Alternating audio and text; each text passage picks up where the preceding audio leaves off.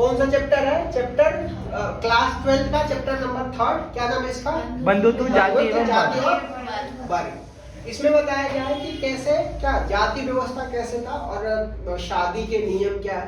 तो सबसे पहले हम लोग महाभारत के बारे में देख लेते हैं। तो महाभारत क्या था? दो परिवारों के बीच में, किनके परिवार में? दो परिवारों के बीच में युद्ध का वर्णन किया गया। किसके लिए? सिंहासन के लिए। दो परिवारों के बीच में सिंहासन के लिए युद्ध का वर्णन किया गया। और वो दो परिवार कौन कौन होते हैं? कौरव और पांडवों के बीच में होते हैं। ठीक, जिसमें कौन जीतता है? पांचों पांडव जीतते हैं। ठीक। अच्छा, महाभारत की रचना किसने किया था? तो महाभारत का रचना भाट ने किया था। भाट कौन था? भाट जो होते थे, रथ पे बैठ के क्या होते थे? उस युद्ध के बारे में क्या करते थे? लिखते थे। ठीक। अब महाभारत का समालोचन किया था। किसने किया था? वी.एस. सुतांगन ने किया था। कब? 1990 में।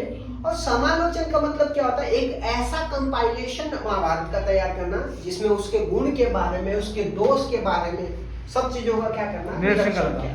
तो जो वी.एस. सुतांगन थे, उन्होंने साउथ से नॉर्थ से साउथ तक, भारत के उत्तरी छोर से दक्षिण छोर जितने भी ग्रंथ थे, उन सब चीजों को उन्होंने क्या किया? तो जुटाया और उसमें देखा कि बहुत सारी चीजें जो है, जो महाभारत से रिलेटेड का होती, सिमिलर मिलती। ठीक। तो महाभारत का उन्होंने जो समालोचन किया था, कितने पेजों में किया था? 13,000 पेजों में किया था। कितने पेजों में? 13,000। और कितने साल लगे थे? तो इसको 47। समय के साथ क्या क्या किया गया कि महाभारत को अलग अलग भाषाओं में ट्रांसलेट किया गया, जैसे पाली हो गया, प्राकृत भाषा हो गया, तमिल में।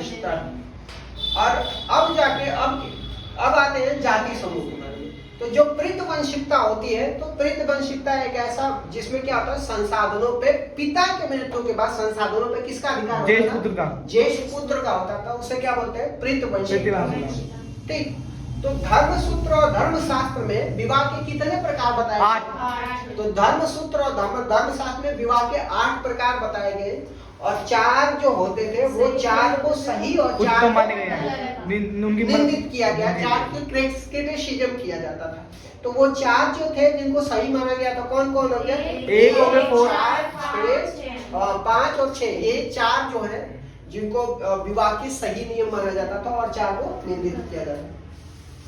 अब बता रहे जो अंतर विवाह क्या होता है? तो अंतर विवाह जिसमें क्या होता है? गोत्र के अंदर शादी, गोत्र के अंदर रक्त संबंध शादी होती तो उसको अंतर विवाह होते हैं।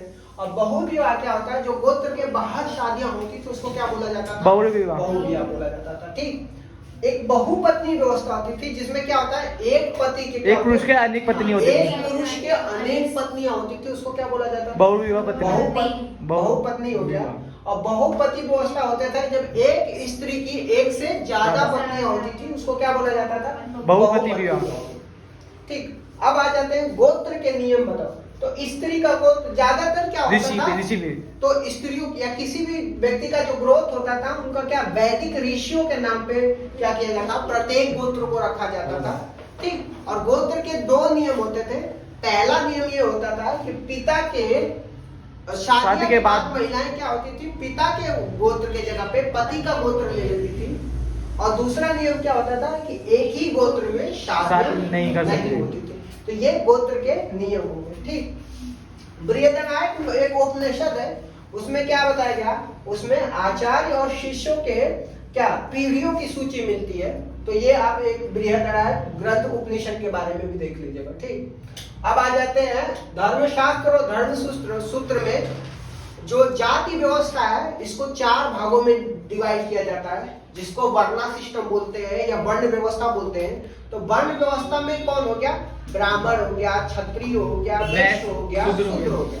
तो ब्राह्मण सबसे अपने आप को सबसे ऊपर रखे होते हैं। हाँ, इसके बाद जो है जो क्षत्रिय होते थे, वैश्य और शूद्र को सबसे क्या नीचे होते हैं। हमारे ह्यूमन बॉडी में भी उन्होंने बताया था कि जो हमारे क्या सर को बताते हैं, वो ब्राह्मण बताते हैं कि अपने आप को ऊपर ब्राह्मण, इसके बाद भुजाओं को कौन? क्षत्रिय बताते हैं, और जंघा को वैश्य बताते थे, और पैरों को शूद्र बताते थे। तो इस तरीके से ये पूरी खत्म हो। ओके।